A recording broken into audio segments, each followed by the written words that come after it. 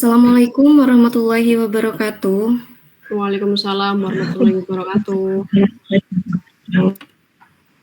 Pada kali ini kita akan membahas mengenai membran dan transport sel yang akan dijelaskan oleh saya sendiri, Atika Sakinatul Kolbi dengan NIM 003 dan rekan saya. Dan saya Mutia Nyalawardeni dengan NIM 011.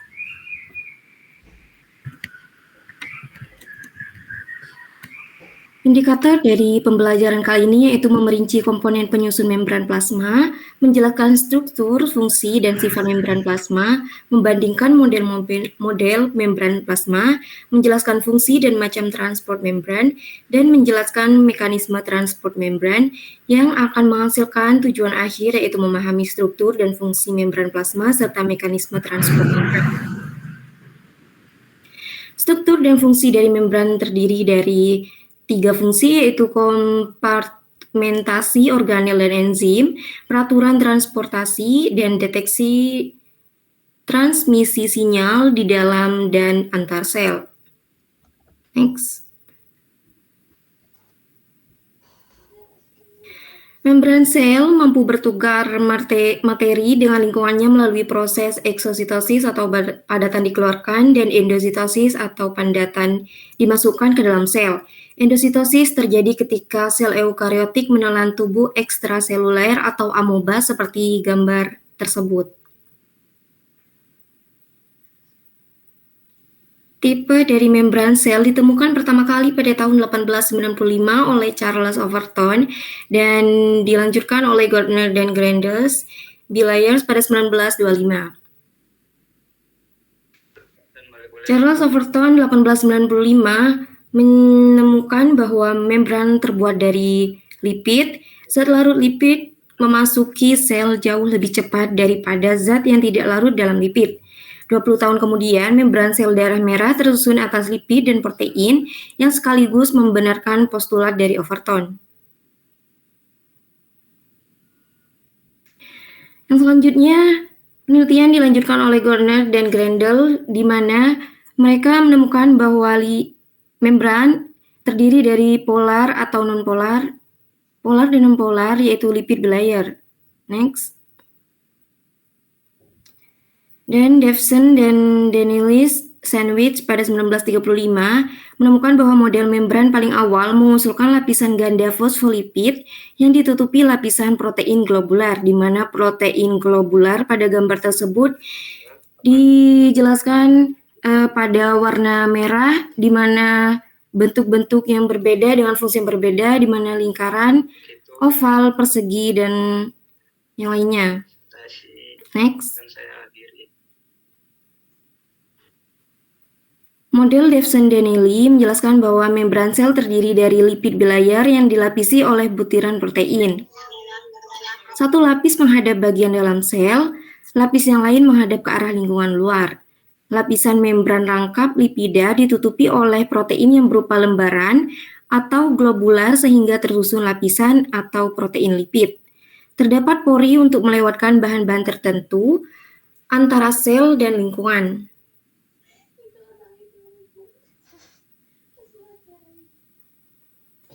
Model membran unit Robertson. Membran unit terdiri dari 3 lapisan yaitu protein, lipida, dan protein lagi. Terdiri atas suatu lembaran lipida bimolekul yang terdapat di antara 2 lapisan protein yang terorganisasi dalam bentuk lembaran terlipat-lipat. Dari hasil pengamatan mikroskop elektron, trilaminar yaitu 2 lapisan luar yang gelap dan 1 lapisan tengah yang terang. Reflect Mosaic Model Singer dan Nicholson pada 1972. Model mozaik cairan berdasarkan pengamatan mikroskop elektron dan analisis kimia perkembangan struktur protein, di mana protein dibedakan atas protein periferal, dapat larut dalam air, melekat pada permukaan polar lipida mempunyai ujung hidrofilik.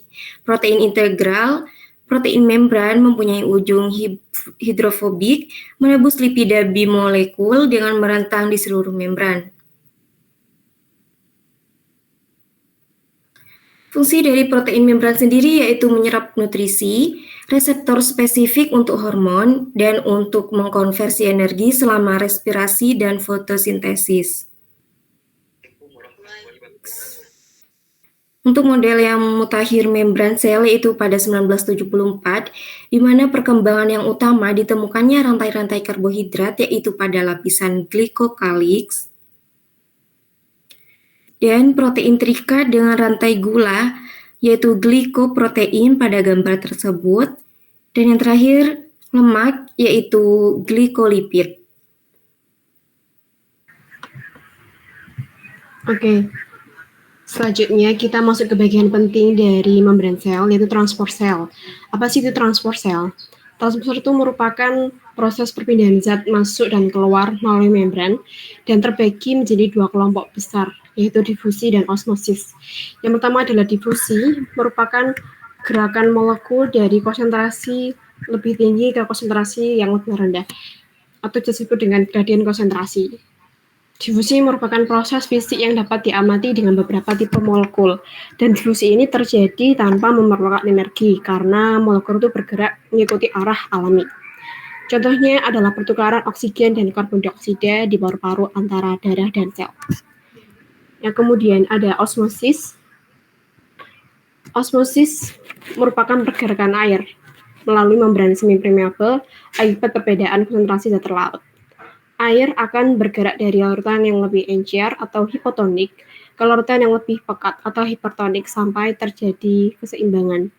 Nah, proses ini tuh penting untuk menjaga kestabilan volume dan tekanan dalam sel. Kemudian ada tonisitas. Poin pertama adalah larutan isotonik, yaitu memiliki konsentrasi air yang seimbang, jadi sel tetap normal. Yang kedua ada larutan hipotonik, air memasuki sel.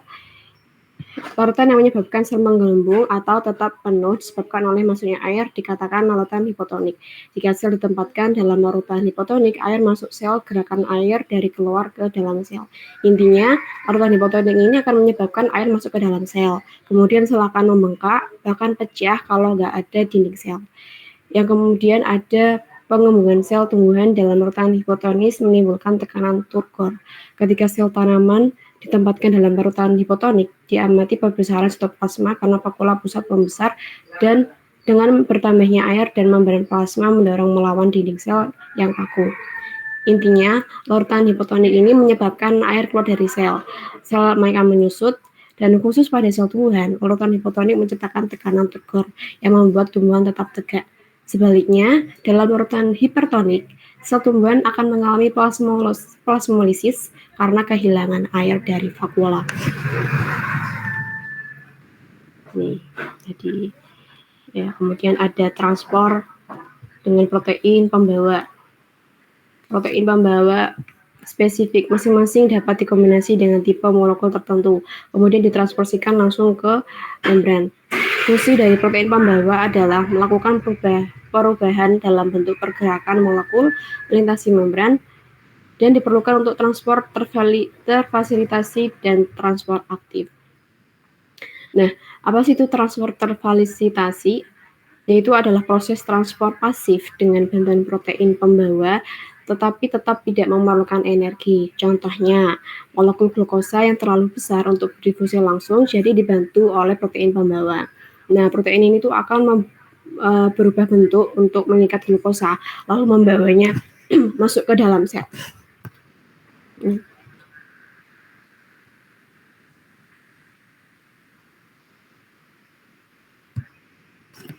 Ya, mekanisme dari transport terfasilitasi tadi ya, sudah dijelaskan tadi, protein membawa berubah bentuk molekulnya disesuaikan dengan molekul yang dibawa. Setelah itu glukosa diikat dan diantar ke sitoplasma. Setelah glukosa dilepaskan ke dalam sitoplasma sel, pembawa akan kembali menyesuaikan pembentukannya sehingga ia dapat terikat dengan glukosa lagi. Kemudian ada transport aktif. Nah, saat transport aktif, ion-ion atau molekul-molekul bergerak menembus membran, mengakumulasikan baik ke sisi dalam maupun ke luar sel. Substansi ini bergerak ke daerah yang konsentrasinya lebih tinggi. Ya, kira-kira lebih dari 40% suplai energi dari sel-sel digunakan untuk transfer aktif melintasi membran sel. Kedua pembawa yaitu protein dan pengeluaran energi diperlukan untuk transfer molekul melawan gradien konsentrasi.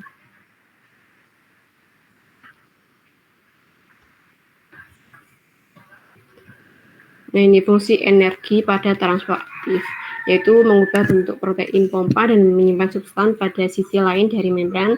Dan yang kedua untuk menggerakkan substansi melawan gradien konsentrasi, contohnya pada sel ginjal, mempunyai banyak mitokondria di dekat membran untuk suplai energi.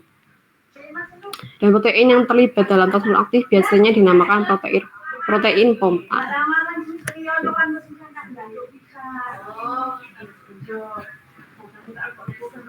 Oke.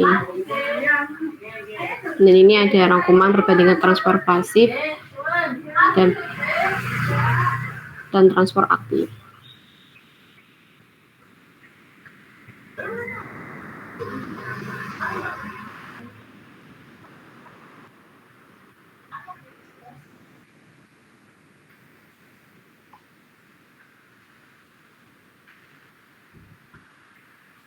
Membran sel itu memiliki peran penting dalam mengontrol keluar masuknya zat.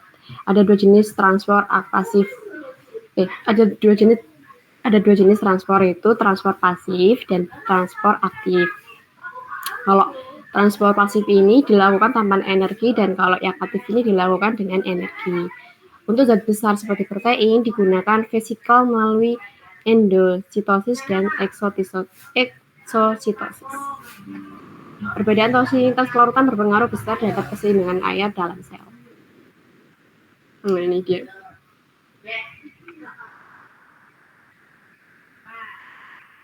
Nah, makromolekul polipeptida, polisakarida, atau polinukleida masuk atau keluar sel melalui vesikel agar tidak campur dengan sitoplasma. Dalam membentukkan vesikel memerlukan energi. Eksitosis dan endositosis adalah bentuk dari transfer aktif. Kemudian ada endositosis. Pada fagositosis, ketika material besar diambil oleh endositosis seperti partikel makanan atau sel lainnya, proses ini disebut sebagai fagositosis, yang umumnya terjadi pada organisme uniseluler seperti amoeba. Dan pinositosis terjadi ketika membentuk vesikel mengelilingi cairan atau mengelilingi partikel yang sangat kecil. Ini eksositosis. Saat eksositosis, vesikel berfungsi dengan membawa membran plasma seperti terjadinya sekresi. Biasanya vesikel ini dihasilkan oleh badan Golgi dan mengandung protein. Dan selama eksositosis, membran vesikel menjadi bagian dari membran plasma. Dengan cara demikian menjadi panjang. Dan eksositosis terjadi secara otomatis selama pertumbuhan sel. Protein dilepaskan dari vesikel yang mengikat permukaan sel atau menjadi tergabung dalam matriks ekstraseluler. Kemudian ada reseptor mediate endositosis yang merupakan bentuk pinositosis yang cukup spesifik karena menggunakan protein reseptor melalui molekul spesifik seperti vitamin, hormon peptida, atau lipoprotein yang dapat mengikatnya. Reseptor untuk substansi ini ditemukan pada suatu tempat dalam membran plasma. Tempat ini dinamakan cold pit karena di situ ada lapisan protein khusus dalam cytoplasmic site of it. Sekali terbentuk, vesikel tidak diselubungi dan dapat berfungsi dengan lisosom atau kosong. Vesikel dapat menggunakan kembali reseptor untuk membran plasma. Nah, ini rangkuman dari transferselnya ya. Jenis transfer pasif yang dinamakan dengan difusi, yang mana arahnya adalah dari konsentrasi yang lebih rendah ke konsentrasi yang lebih tinggi, atau disebut sebagai gradien konsentrasi. Nah, dapat dilihat di slide ini. Baik, terima kasih. Sekian yang dapat kami sampaikan. Dari sini apakah ada yang dipertanyakan atau didiskusikan? Silahkan. Nah, ya Ainun. Baik, terima kasih atas kesempatannya. Baik, beberapa obat menggunakan mekanisme difusi terfasilitasi agar bisa masuk ke dalam sel target. Menurut kalian, bagaimana karakteristik kimia dan bentuk molekul obat harus dirancang agar dapat menggunakan mekanisme ini secara efisien dan bagaimana kaitannya dengan protein transport di membran sel. Baik, beri kami waktu untuk berdiskusi dulu ya. Baik, terima kasih.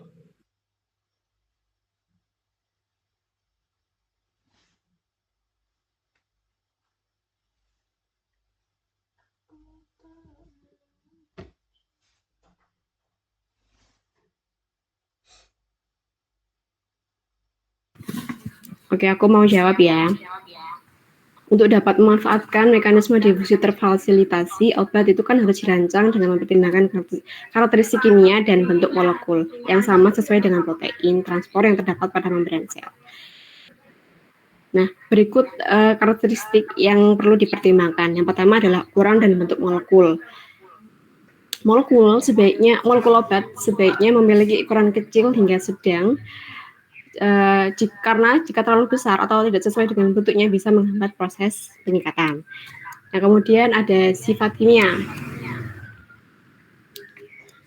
Karena difusi terfasilitasi melibatkan protein transport, molekul obat biasanya bersifat hidrofilik atau polar, yang tidak bisa melewati lapisan lipid membran secara langsung. Namun, ia harus memiliki kerutan air yang baik agar bisa berada pada lingkungan dan menjangkau protein transport. Dan yang ketiga ada kesamaan dengan substrat alami. Dengan begitu obat akan dapat masuk atau menumpang menggunakan jalur yang sama dengan substrat. Yang keempat ada spesifikasi terhadap protein transport. Protein transport itu bersifat sangat spesifik terhadap molekul yang dibawanya. Oleh karena itu, obat itu harus memiliki afinitas tinggi terhadap transporter tertentu agar bisa dikendalikan dan dibawa masuk ke dalam sel. Dan kemudian akan ditambahkan oleh jawaban dari Atika, silahkan. Oke, izin menambahkan ya.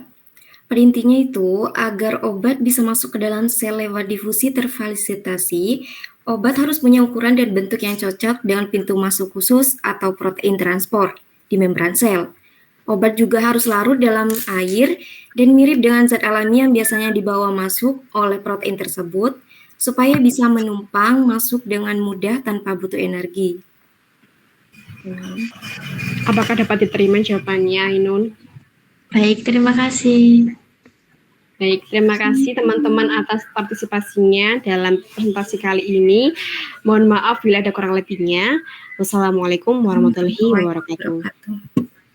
Waalaikumsalam warahmatullahi wabarakatuh.